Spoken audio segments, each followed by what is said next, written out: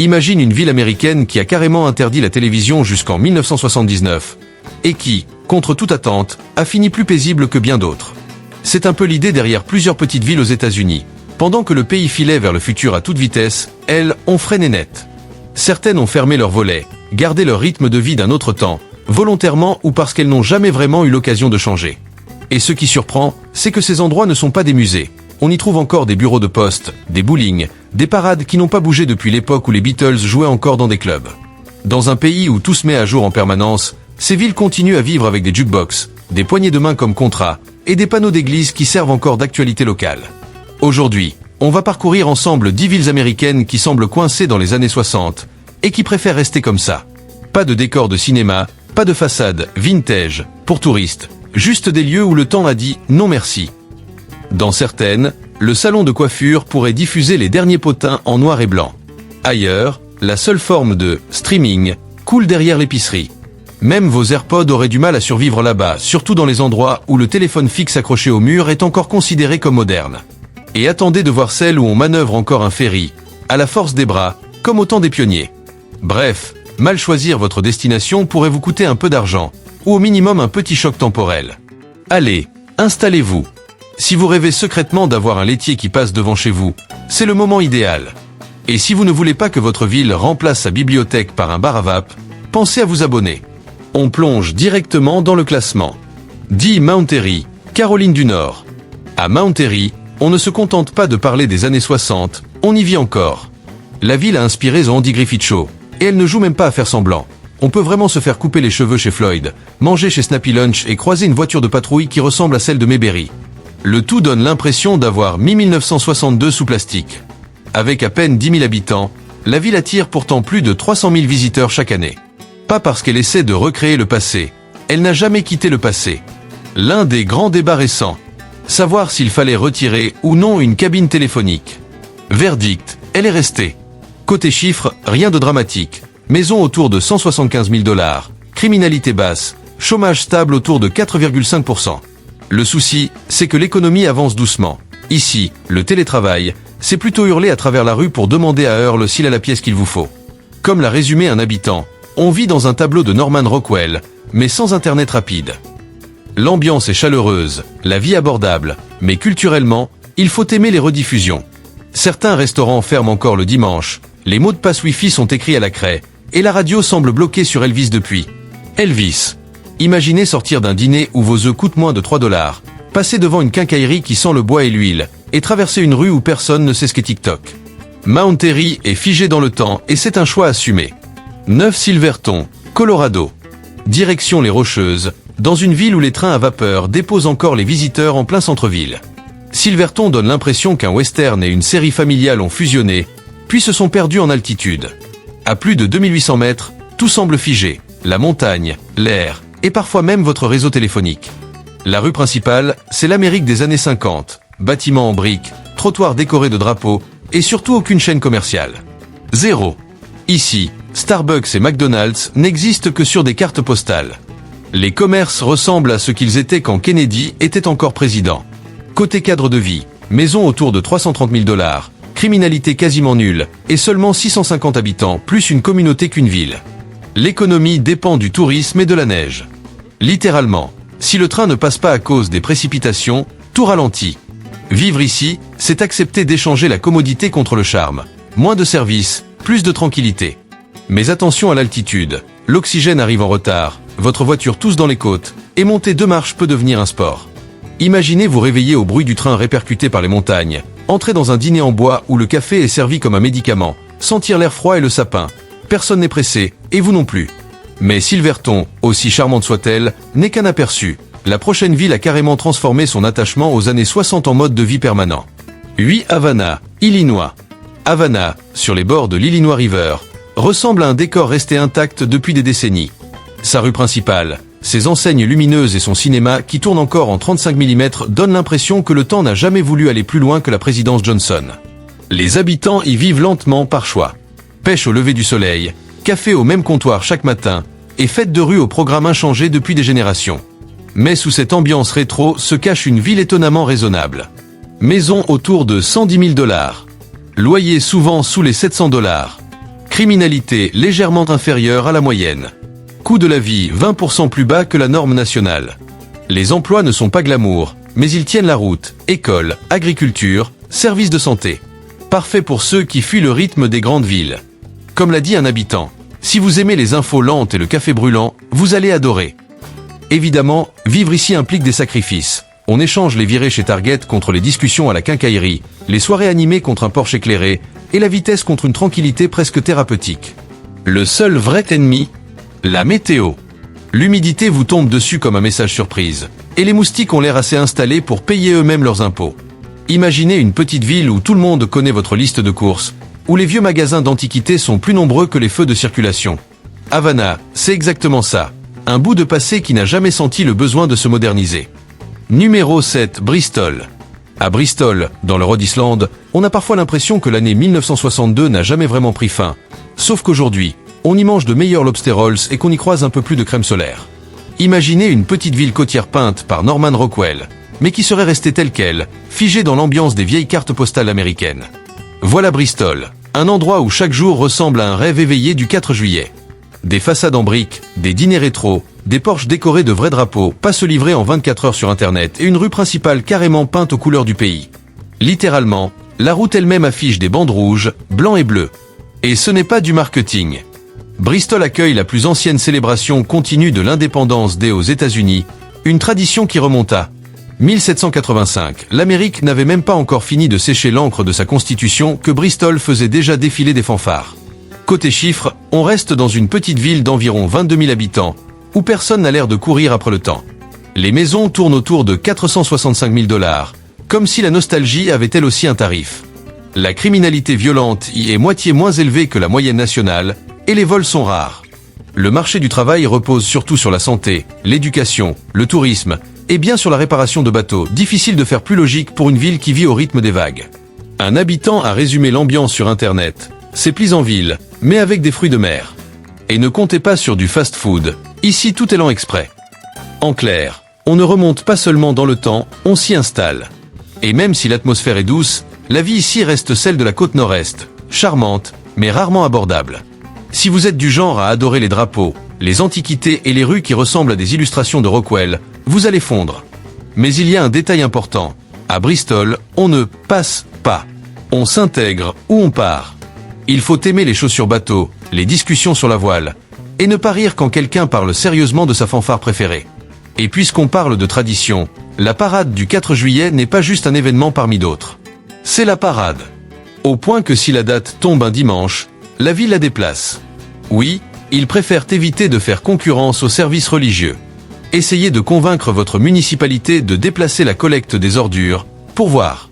Bref, Bristol, c'est la version premium du vintage américain. Pas aussi bon marché qu'Havana, Illinois, où le loyer ne dépasse pas 700 $. Mais ici, le patriotisme vient avec des fanfares réglées comme des horloges.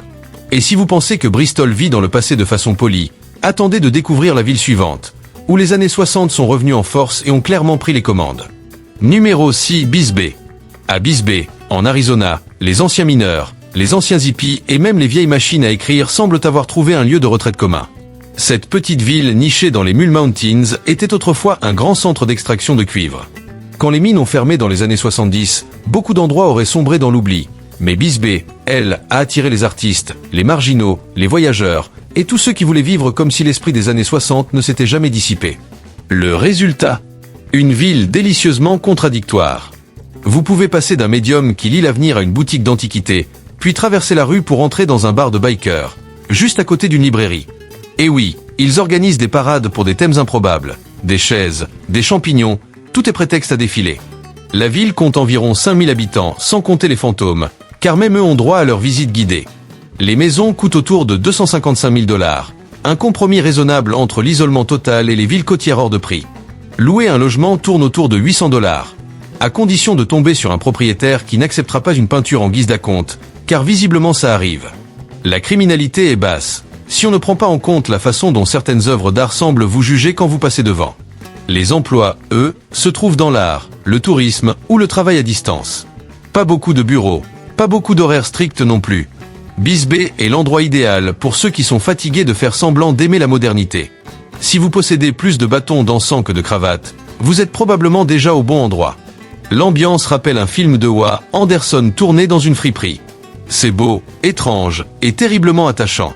Niveau budget, c'est plus accessible qu'on pourrait l'imaginer, à condition de ne pas être trop exigeant sur les murs droits, la plomberie ou l'espace. Et question infrastructure moderne, disons que la ville préfère les hôtels hantés, les bars installés dans des cavernes, et la vendeuse de cristaux qui tient le même stand depuis que Nixon a quitté la Maison Blanche. Ce qui peut surprendre le plus, le stationnement. Ou plutôt, son absence. Les maisons sont perchées sur des pentes impossibles, les voitures semblent toujours à 2 décisions près de s'enfuir, et faire un créneau sur ces rues inclinées vous fait remettre toute votre existence en question. Quand votre café glisse de votre tableau de bord avant même que votre voiture ne soit arrêtée, vous savez que vous êtes à Bisbee. Imaginez, vous vous réveillez avec le bruit du vent, d'un coq lointain, ou peut-être d'un saxophoniste qui s'entraîne sur un toit. Le soleil traverse la vallée comme un projecteur. Vous entrez dans un dîner où l'on sert des pancakes végans et de la poésie de cow-boy. Quelqu'un vous complimente votre aura. Vous ne savez pas quoi répondre, mais vous dites merci quand même. Peut-on vivre dans un endroit où le slogan officieux serait « Le temps n'existe pas » ? Pour certains, c'est un rêve. Pour d'autres, c'est non négociable. Ils veulent du GPS et des trottoirs plats. Bristol a ses traditions. Bisbee Azek, un type qui fabrique des meubles avec des pneus et des opinions politiques. On ne peut pas comparer. Numéro 5, Saugatuck. Saugatuck, dans le Michigan, c'est ce qui arrive lorsqu'une petite ville balnéaire des années 60 vieillit sans perdre son âme. Elle garde le charme rétro, le design d'époque, mais adopte une cool attitude qui la rend presque intemporelle.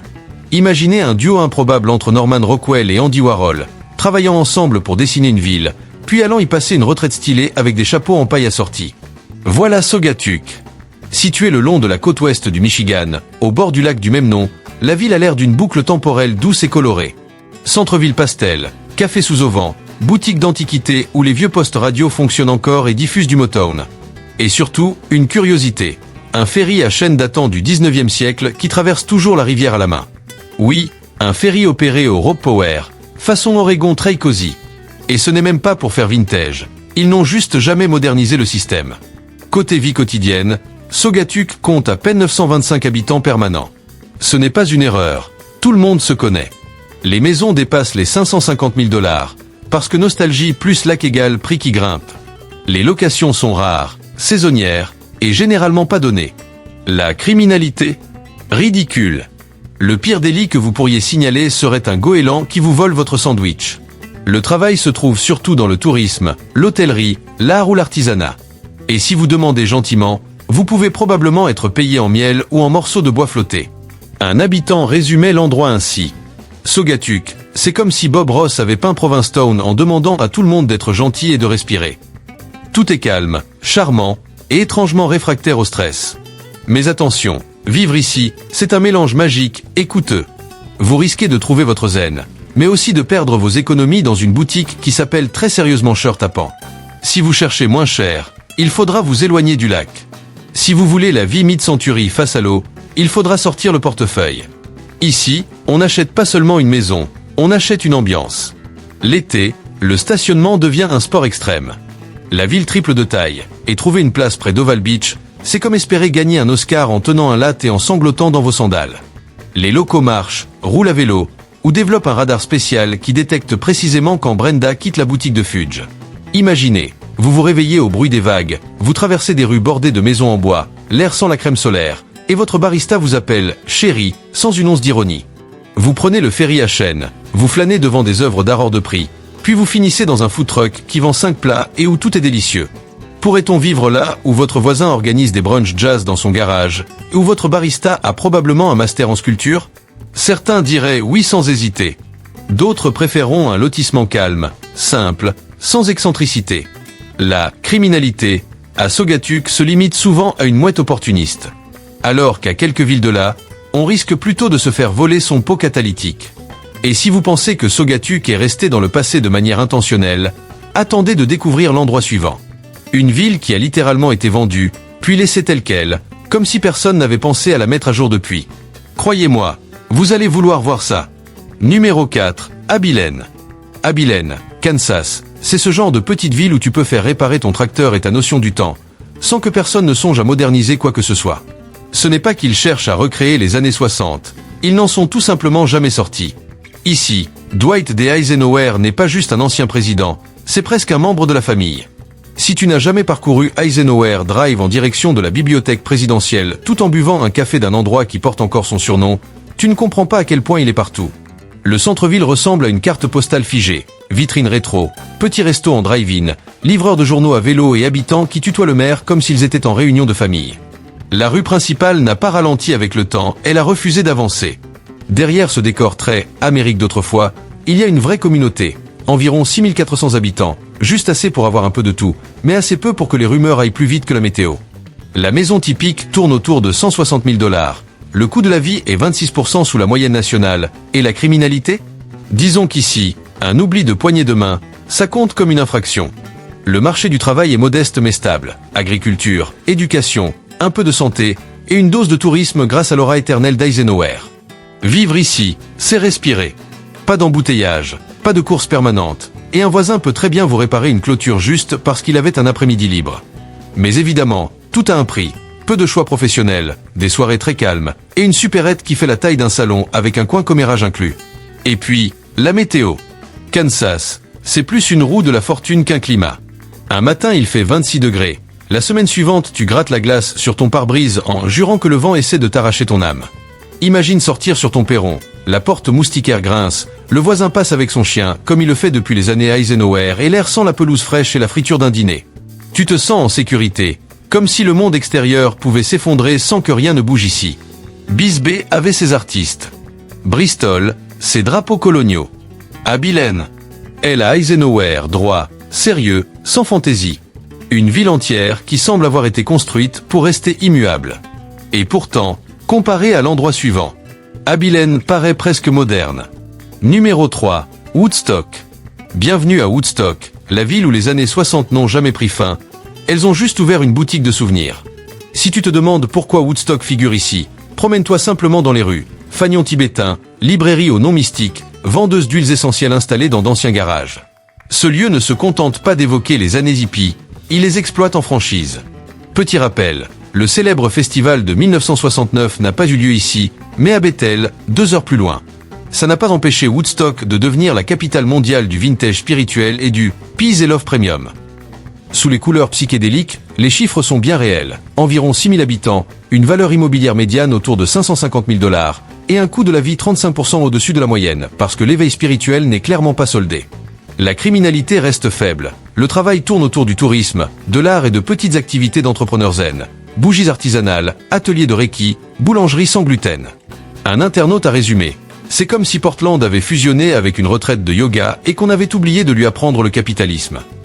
Woodstock, c'est Disneyland hippie, mais avec du Wi-Fi. Et il faut parler de cette obsession des festivals. Ici, chaque week-end a son thème, yoga au clair de lune, jam session solaire, drum circle silencieux. À ce stade, tu ne sais plus si tu te détends ou si tu viens d'intégrer une secte de saxophonistes pieds nus. Imagine-toi marcher sous les érables, des accords de guitare s'échappant d'un café, des panneaux sculptés à la main indiquant vinyle vintage, empanada vegan et nettoyage d'aura. Tu ne sais plus si tu es dans un rêve, en 1967 ou dans un épisode de télé-réalité. Un inconnu t'offre une limonade à la lavande, et ton portefeuille disparaît mystérieusement dès ta première gorgée. Woodstock, c'est un mode de vie, une marque, un souvenir soigneusement entretenu. Mais si tu penses avoir atteint le sommet de l'étrangeté, attends de voir ce qui arrive maintenant. Numéro 2, Waldrug. Waldrug, ce n'est pas une ville. C'est une hallucination marketing avec un code postal. Bienvenue à Wall, dans le Dakota du Sud, environ 750 habitants, et plus de panneaux publicitaires que de molécules d'air. Quiconque a déjà traversé l'État connaît ces messages. Eau gratuite, café à 500, beignets fait maison. À force, tu te demandes si ce n'est pas une secte. Et quand tu finis par t'arrêter, tu entres dans une carte postale géante. Façade façon western, panneaux rétro, ambiance mi-route 66, mi-parc d'attractions. Waldrug, à la base, est juste un immense magasin. Mais en réalité, c'est lui qui fait tourner la ville. Maison médiane, environ 160 000 $. Coût de la vie, 12% en dessous de la moyenne. Emploi, tourisme, boutique, un peu de ranching. Et les loyers, entre 6 cents et 800 $. Si tu as la chance d'en trouver un, ce qui est rare. Vivre ici, c'est vivre dans un décor de western à l'année. Le café à 500 existe vraiment, mais il a le goût d'une tisane où quelqu'un aurait seulement murmuré « Folger » au-dessus de l'eau chaude. Tu trouves de tout, bottes de cow-boy, faux animaux empaillés, chapelles, T-Rex robotisés. Personne ne sait pourquoi. C'est comme si un centre commercial des années 60 avait tenté, en pleine cuite, de construire une église casino-dîner dans un seul bâtiment. Sors dehors, l'air sans le cuir, les gaufres et l'euphorie touristique. Un type chevauche un faux cheval, un groupe joue du Johnny Cash, et tu commences sérieusement à penser que tu vis dans une simulation. Honnêtement, tu irais vivre dans un piège à touristes si le loyer était bas? Parce qu'ici, c'est possible. Et c'est sûrement le seul endroit où tu peux acheter des mocassins, voir un dinosaure, et trouver Jésus, avant le déjeuner.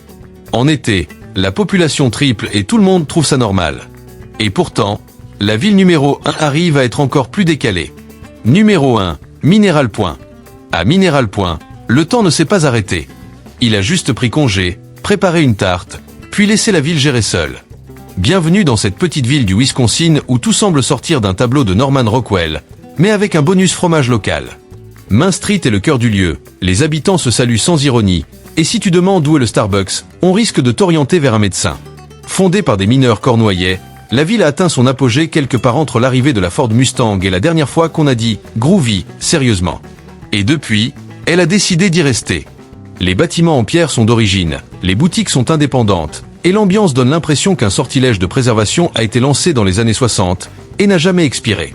Sauf que, contrairement à d'autres, Mineral Point l'a fait exprès. C'est l'une des premières villes du Wisconsin à avoir protégé son patrimoine historique de manière volontaire.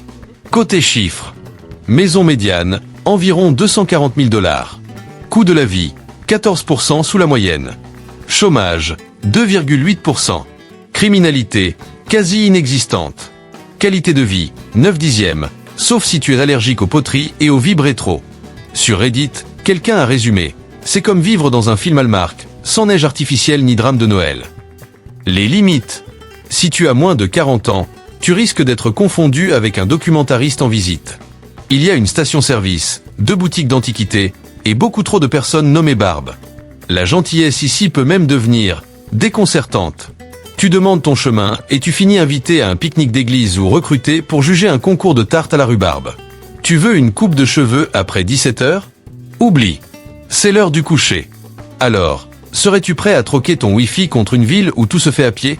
Mineral Point. C'est l'un de ces endroits où l'on peut acheter une poterie artisanale, manger un vrai corniche pasty et recroiser son instituteur de CE2 qui enseigne toujours.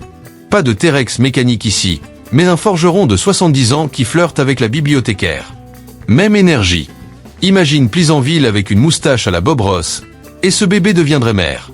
Et si tu as déjà rêvé de disparaître dans une petite ville où ta seule obligation serait d'assister à une vente de tartes, alors tu sais quoi faire.